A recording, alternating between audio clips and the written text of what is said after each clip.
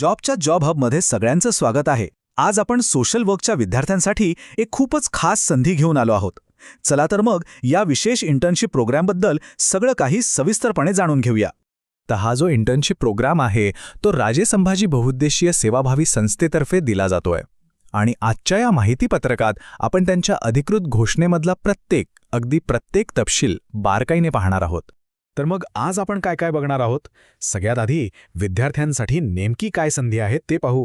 मग ही संधी देणारी संस्था कोणती आहे आणि काम कुठे करायचंय हे समजून घेऊ. त्यानंतर इंटर्न म्हणून रोजची कामं काय असतील, काय शिकायला मिळेल, आपल्याला मार्गदर्शन कोण करणार आणि सगळ्यात महत्त्वाचं, यासाठी अर्ज कसा करायचाय. चला तर मग एक एक करून सगळे मुद्दे बघूया. चला तर मग सुरुवात करूया आपल्या पहिल्या विभागापासून, विद्यार्थ्यांसाठीची संधी. खरं तर ही MSW आणि BSW करणाऱ्या विद्यार्थ्यांसाठी समाजकार्याच्या क्षेत्रात प्रत्यक्ष म्हणजे हँड्स ऑन अनुभव मिळवण्याची एक सुवर्ण संधी आहे. अच्छा, तर इथे खूप इंटरेस्टिंग गोष्ट आहे. या इंटर्नशिपचे 2 प्रकार आहेत.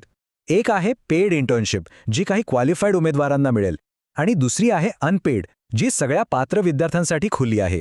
आणि इतकंच नाही बरं का, पुणे आणि बीड या 2 शहरांमध्ये येण्या-जाण्यासाठी इंटरसिटी सुविधासुद्धा उपलब्ध आहे, म्हणजे प्रवासाची सोयी आहे.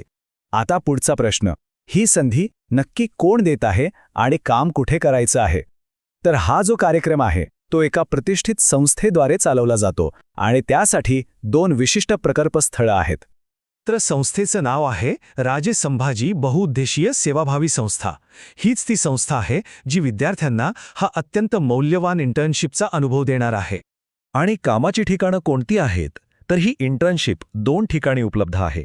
पहिला आहे पुणे जिल्ह्यात मंचर इथे असलेलं रुक्माई गोविंद मतिमंद निवासी विद्यालय, आणि दुसरं आहे बीडमध्ये पांगरी रोडवर असलेलं रुक्माई गोविंद मतिमंद निवासी विद्यालय.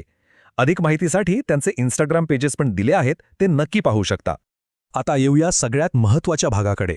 इंटर्न म्हणून नक्की करायचं काय, रोजची कामं काय असतील? चला ह्या जबाबदाऱ्या जरा सविस्तरपणे नीट समजून घेऊया.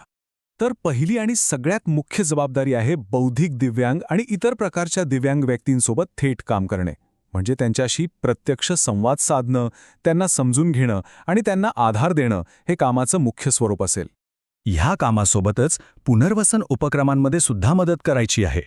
म्हणजे काय, तर त्या व्यक्तींची कौशल्य आणि त्यांचं स्वातंत्र्य वाढवण्यासाठी जे वेगवेगळे कार्यक्रम तयार केले जातात, त्यांचा प्लॅनिंग आणि अंमलबजावणी या दोन्हीमध्ये आपला सहभाग असेल. एवढंच नाही, या व्यतिरिक्त ग्रामीण आणि समुदाय विकास प्रकल्पांमध्ये सहभागी होण्याची एक मोठी संधी मिळेल. यातून आपल्याला स्थानिक समुदाय आणि ग्रामीण भागाच्या विकासासाठी काम करण्याचा प्रत्यक्ष अनुभव मिळणार आहे.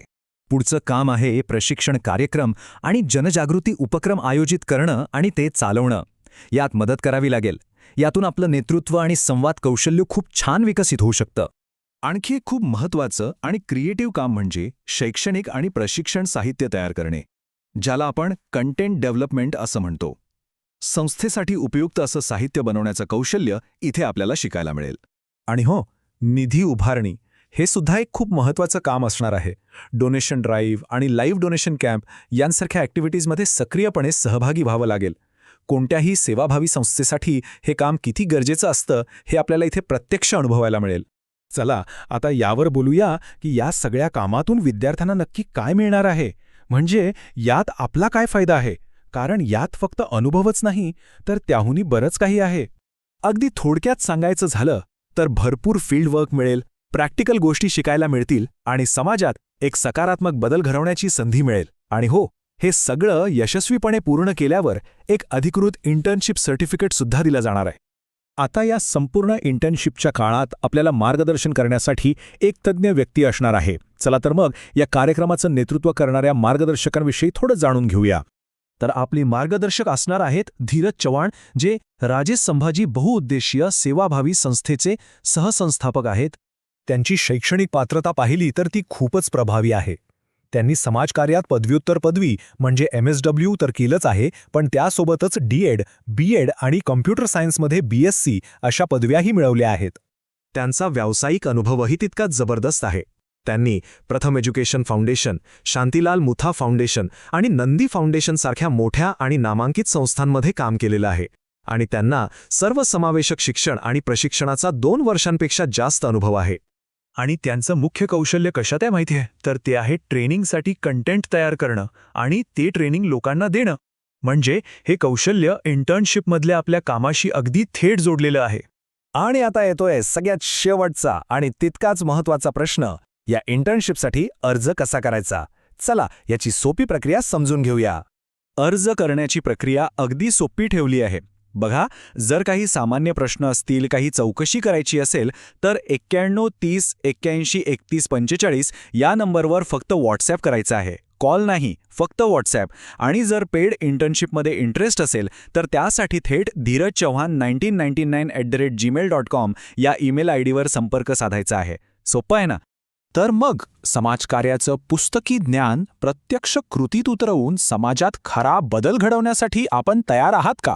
मला वाटतं ही संधी अजिबात चुकू नये. जॉब्सचे जॉब हब पाहिल्याबद्दल खूप खूप धन्यवाद.